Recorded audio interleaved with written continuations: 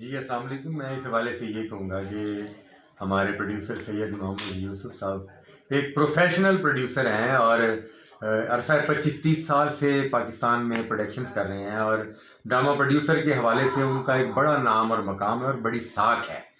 تو ایسی ساکھ والا پروڈیوسر جو ہے جب کسی آرٹسٹ کو اپنے ڈرامے کے لیے کاسٹ کرتا ہے تو اس آرٹسٹ کو جو ہے وہ ان کے اس ساکھ کو بھی دیکھنا چاہیے، اپنی ساکھ کو بھی دیکھنا چاہیے اور ڈرامے کے قواعد و ضوابط اور قانون کو بھی دیکھنا چاہیے.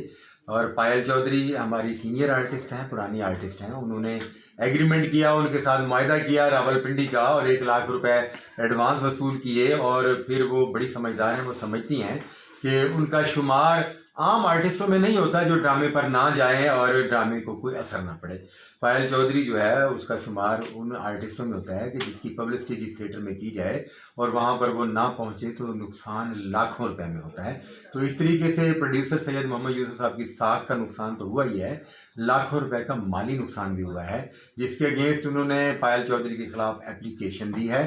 اور یہ معاہدے کی خلاف ورزی کرنا اچھی بات نہیں ہے اور خاص طور پر پائل جیسی آرٹسٹوں کے لیے اچھی بات نہیں، کیونکہ پائل ایک آنے والے آرٹسٹوں کے لیے ماڈل کی حیثیت رکھتی ہیں. آپ کو کاپی کرنا ہے آرٹسٹوں نے کہ نیکسٹ انہوں نے اپنا ایٹیٹیوڈ پروڈیوسر کے ساتھ یا ڈرامے کے ساتھ کیا رکھنا ہے. کیا پائل چودھری نے آپ سے رابطہ کرنے کی کوشش کی ہے؟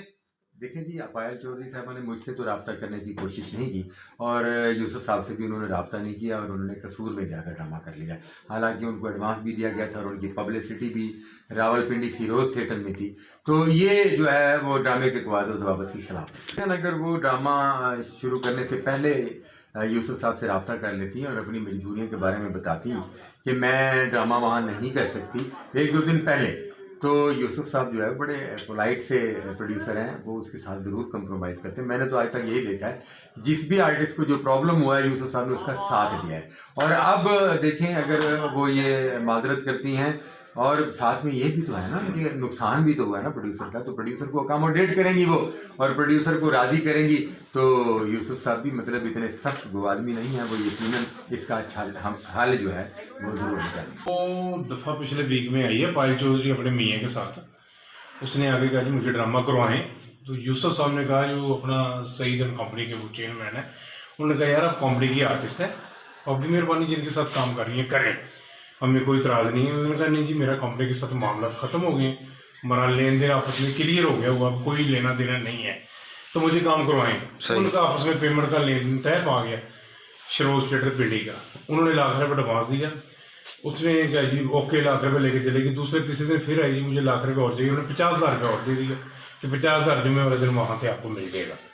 وہ لے کے اس نے جی 50,000 نہیں پکڑا. اس نے کہا جی 50 رکھیں تو کل آپ 1 لاکھ روپے مجھے کٹھی دے دینا، ادھر سے دلا دینا یا کل دن کو دے دینا جمعے والے دن کو. جی اوکے. اس کے بعد یہ بالکل نہیں گئی.